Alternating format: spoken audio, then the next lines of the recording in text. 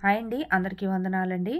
ఇర్మియా గ్రంథము 43వ అధ్యాయం చదివే ముందు చిన్న ప్రార్థన చేసుకుందాం. మహాపరిశుద్ధుడైన మా దేవా, నీకు స్తోత్రం చెల్లించుకుంటున్నాను తండ్రి.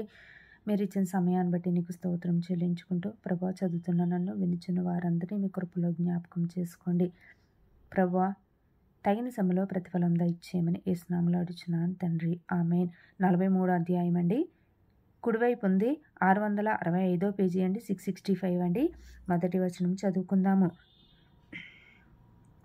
అతడు ప్రజలందరికీ ప్రకటింపవలెనని దేవుడైన యెహోవా పంపిన ప్రకారము ఇర్మియా వారితో దేవుడగు యెహోవా సెలవిచ్చిన మాటలన్నిటికీ వారికి ప్రకటించి చాలింపుగా హోషేయ కుమారుడైన అజర్యాయును, కారేహు కుమారుడైన యెహోనానును గర్విష్ఠులందరూ ఇర్మియాతో ఇట్లనిరి, నీవు అబద్ధము పలుకుచున్నావు.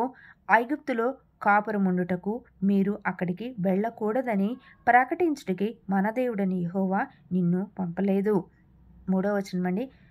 మమ్మను చంపుటకు బబులోనునకు చెరపట్టుకొని పోవుటకు కల్దీయుల చేతికి మమ్మను అప్పగింపవలెనని నెరియా కుమారుడైన బారూకు మాకు విరోధముగా రేపుచున్నాడు అని చెప్పిరి. 4వ వచనం అండి. కాగా కారేహ కుమారుడైన యోనాహానును సేనలకు అధిపతులందరూ ప్రజలందరూ యూదా దేశంలో కాపురం ఉండవలెనన్న మాట యెహోవా మాట వినకపోయిరి. 5వ వచనం అండి. మరియు కారేహ కుమారుడైన యెహోనానును సేనలకు అధిపతులందరూ యెహోవా మాట వినని వారై యూదా దేశంలో నివసించుటకు తాము తరిమి వేయబడిన ఆయా ప్రదేశముల నుండి తిరిగి వచ్చిన యూదుల శేషమును అనగా రాజా దేహ సంరక్షకుల అధిపతియగు నెబూజరదాను షాఫాను కుమారుడైన అహీకాము కుమారుడగు గెదల్యాకు అప్పగించిన పురుషులను, స్త్రీలను, పిల్లలను, రాజకుమార్తెలను ప్రవక్తయగు ఇర్మియాను నేరియా కుమారుడైన బారూకును తోడుకొని పోయిరి.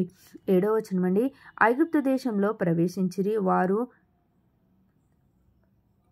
తాహపనేసుకు రాగా యెహోవా వాక్కు తాహపనేసులో ఇర్మియాకు ప్రత్యక్షమై ఇలాగు సెలవిచ్చెను, నీవు పెద్ద రాళ్లను చేత పట్టుకుని యూదా మనుషులు చూచుచుండగా తాహపనేసులో ఉన్న ఫరో నగరు ద్వారముననున్న శిలావరణములోని సున్నములో వాటిని పాతిపెట్టి జనులకి మాట ప్రకటింపుము.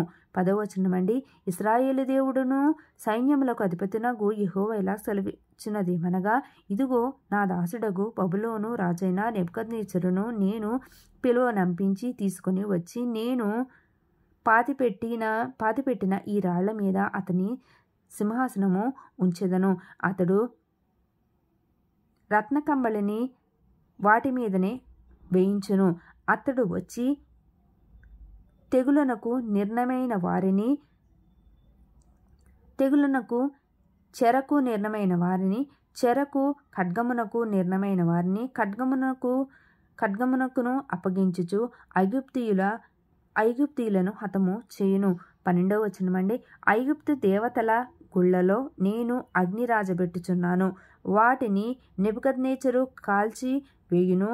ఆ దేవతలను చెదరగొని పోవును.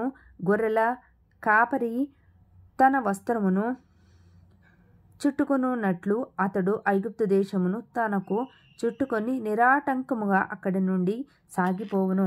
13వ వచనం అండి. అతడు ఐగుప్తులో ఉన్న సూర్యదేవత పట్టణములోని సూర్య ప్రతిమలను విరుగగొట్టి ఐగుప్తు దేవతల గుళ్లను అగ్నిచేత కాల్చి వేయును.